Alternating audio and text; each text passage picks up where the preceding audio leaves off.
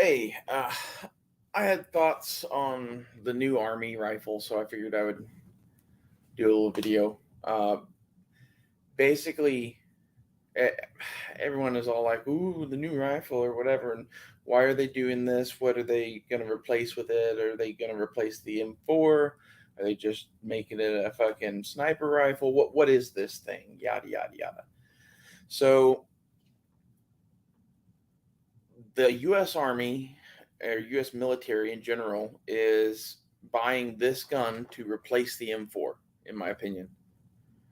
The the M4 excels at a lot of shit, but in the type of fights that we are going into now, these peer to peer fights with Russia or China, our military is looking like they want the average rifleman to have an effective range at a further distance. And the cartridge that they picked is basically it's exactly what I would pick for an infantryman, which is a compromise between maximum point blank range and like size efficiency.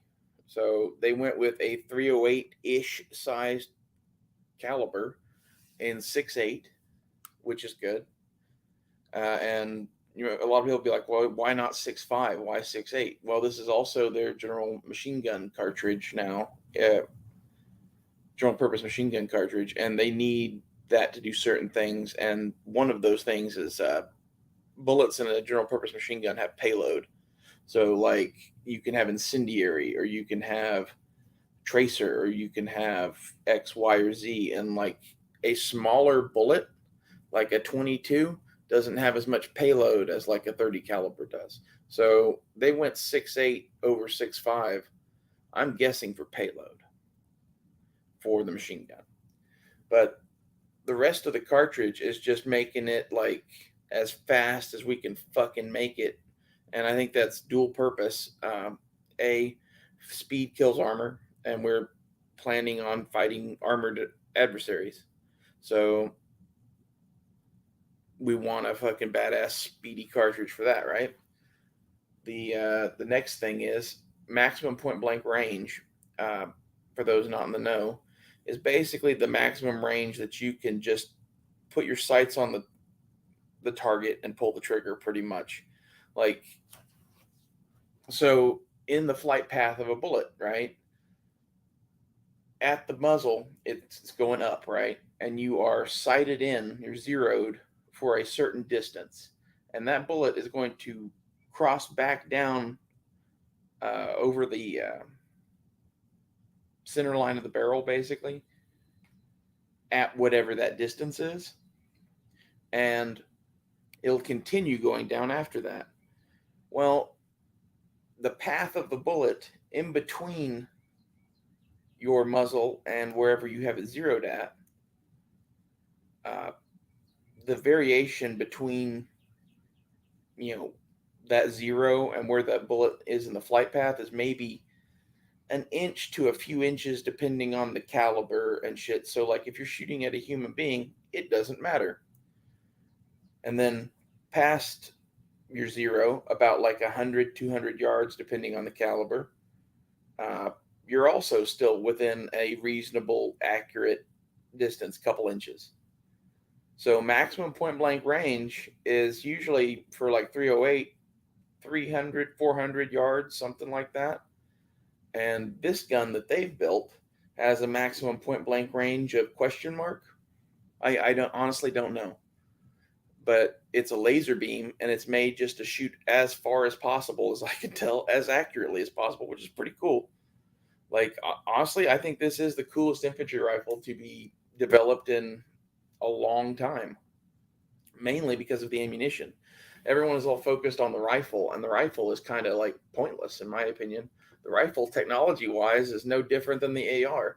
The difference here is the ammunition, because they're making a steel pocket to support the chamber, basically. So the way they're doing this is the rim of the case now is steel, and it has a brass component that is somehow connected into it, and now you're loading the bullet in it. So you get all the benefits of a steel case for strength and all the benefits of a brass case for sealing. So you're going to get even more performance. And because of the steel base on it, you can load it hotter. It's like having a belted magnum or something like that. I think that's pretty fucking cool, to be honest with you. I think all that plastic ammunition bullshit is exactly that. It's just bullshit. Uh, Shotguns have plastic ammo. This is true. But, like, even they have issues with their plastic ammo. Like, this is a thing with shotguns. Go look at a box magazine fed semi-auto shotgun, and I'll show you one that has issues because of its plastic ammunition. Um, do you really want to invite those problems into the U.S. Army's new battle rifle for the 21st century war it looks like we might be fighting? Probably not. And like the last time the U.S. Army adopted a rifle like this before a major conflict, it was the M1, really. Uh, in my opinion, like you could talk about the M14 before Vietnam, but that's a whole mess. I'm going to focus on the M1 for a minute. But before World War II, the M1 was pretty much done winding up, finishing, and it looks like they pulled this shit up just in time to maybe do that again for World War III.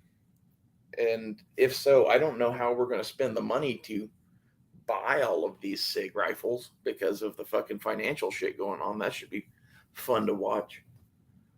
Um, the other thing is, I keep seeing different optics platforms talked about for this. I understood that the SIG optic got adopted, but apparently there's some Vortex thing. I think the Vortex thing is for the machine gun. I might be wrong, but there's a lot of like contradicting information on this right now, and I know a little bit of some inside baseball stuff on some of this, and just some of it makes sense. I was kind of laughing.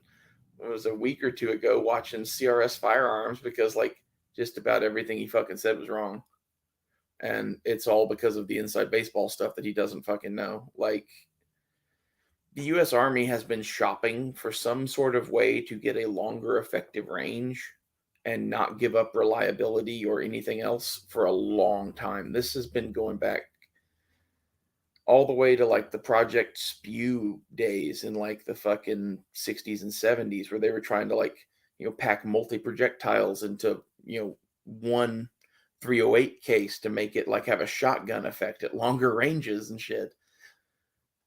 Like range is a thing. Like if we can really outrange everybody now, like that's cool. Like I don't think it's as cool as hypersonic missiles and shit, but that's the other thing is like I wonder what Russia and China have waiting for us and what we have waiting for them. I think this has been like the build up to World War One was this kind of relative uneasy peace in Europe where they just kept pouring money. Shit, dropped a gun. Anyway, this uneasy peace where they just kept pouring money into technological development, and that's how we got smokeless gunpowder, militarized trains, tanks, airplanes, all of that kind of shit. And I think what we're about to witness is like not like the first modern war or whatever, but the first war since everybody had computers, like a world war. Because like in the previous world war, the side that won had the best computers. Okay. And like they weren't anything. Like basically the Nazis barely had computers, and the English and the Americans had, you know, houses that were pocket calculators. So now let's fast forward that game. What has happened in the last 30, 40 years? The massive tech explosion, right? The tech bubble and all the .com bubbles and all this shit, right? Massive, massive technological development. You didn't think that was not going to have an effect on warfare, right? Like it's totally going to. And now this shit is starting to worm its way into military technology slowly because militaries are slow to adopt shit because you know, basically they've been fucked before. Like, look at the adoption of the M16. Militaries are slow to adopt new shit in this day and age for good reason. There's a lot of like empty promises. So I think we're about to see drones explode. I think we're about to see missile use explode in different ways. And I think there's some shit that like is science fiction now, technically, that will not be in the next 5 years because we will be told that it exists. I think some of this shit has been around for a while. I think a lot of the UFOs we see are not so much aliens as they are US government things, experiments or whatever. And they've been doing this shit since the fucking 40s.